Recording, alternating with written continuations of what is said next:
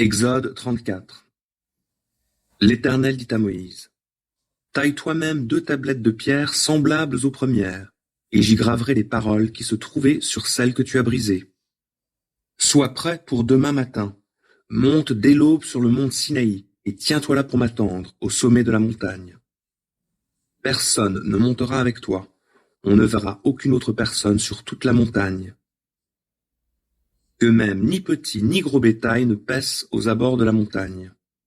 Moïse tailla 2 tablettes de pierre semblables aux précédentes, et le lendemain matin, de bonne heure, gravit le mont Sinaï, comme l'Éternel le lui avait ordonné, tenant en main les 2 tablettes de pierre. L'Éternel descendit dans la nuée. Il se tint là près de lui, et proclama son nom. Il passa devant lui en proclamant: L'Éternel, l'Éternel, un Dieu plein de compassion et de grâce, lent à se mettre en colère, et riche en amour et en fidélité. Il conserve son amour jusqu'à la 1000e génération. Il pardonne le crime, la faute et le péché, mais ne tient pas le coupable pour innocent. Il punit la faute des pères sur leurs descendants jusqu'à la 3e, voire même la 4e génération. Aussitôt, Moïse s'inclina jusqu'à terre et se prosterna. Puis il dit: Seigneur, si j'ai obtenu ta faveur, je t'en prie, Seigneur, marche au milieu de nous.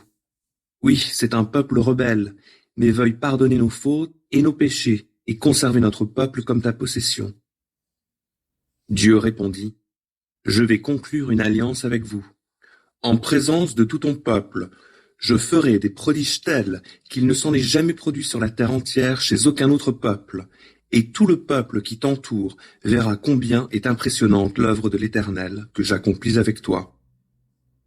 Retenez bien ce que je vous commande aujourd'hui. Je vais chasser devant vous les Amoréens, les Cananéens, les Hittites, les Phéréziens, les Héviens et les Yébousiens. Gardez-vous de conclure une alliance avec les habitants du pays dans lequel vous allez entrer. Ils deviendraient un piège au milieu de vous.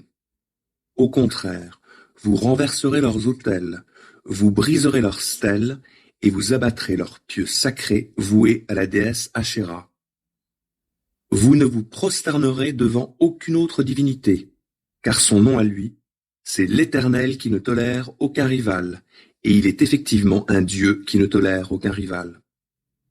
N'allez donc pas conclure une alliance avec les habitants du pays, car ces gens se prostituent à leurs dieux, ils leur offrent des sacrifices, et à leur invitation, vous mangeriez de ce qu'ils leur ont offert. Vous prendriez parmi leurs filles des épouses pour vos fils, et leurs filles, qui se prostituent à leurs dieux, entraîneraient vos fils à faire de même. Vous ne vous ferez pas de dieu en métal fondu. Vous observerez la fête des pains sans levain.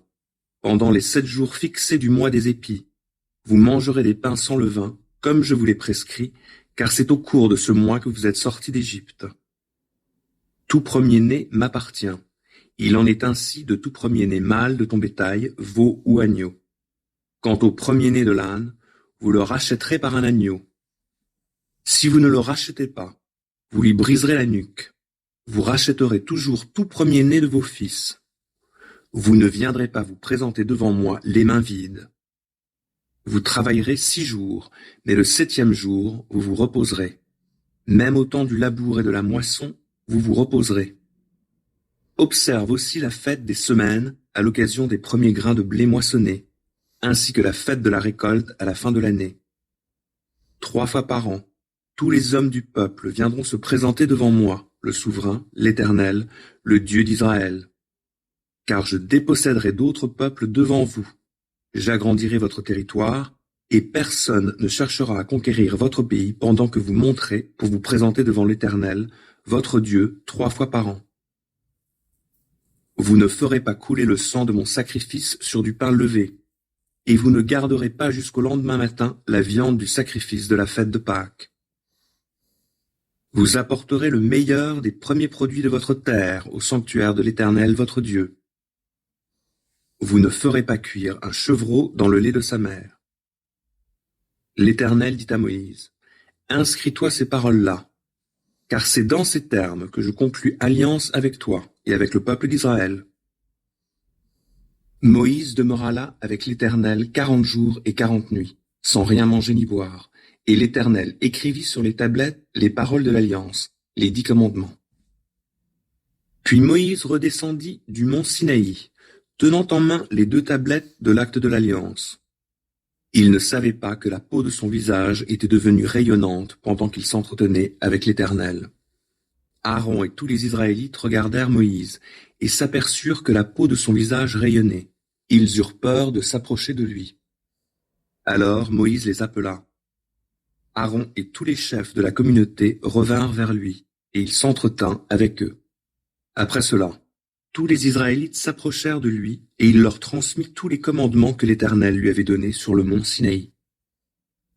Quand il eut terminé de parler avec eux, il se couvrit le visage d'un voile. Lorsqu'il se rendait devant l'Éternel pour s'entretenir avec lui, il ôtait le voile jusqu'à ce qu'il ressorte de la tente. À sa sortie, il communiquait aux Israélites les ordres qu'il avait reçus. Les Israélites voyaient que la peau du visage de Moïse rayonnait. Puis Moïse remettait le voile sur son visage jusqu'à ce qu'il retourne s'entretenir avec l'Éternel.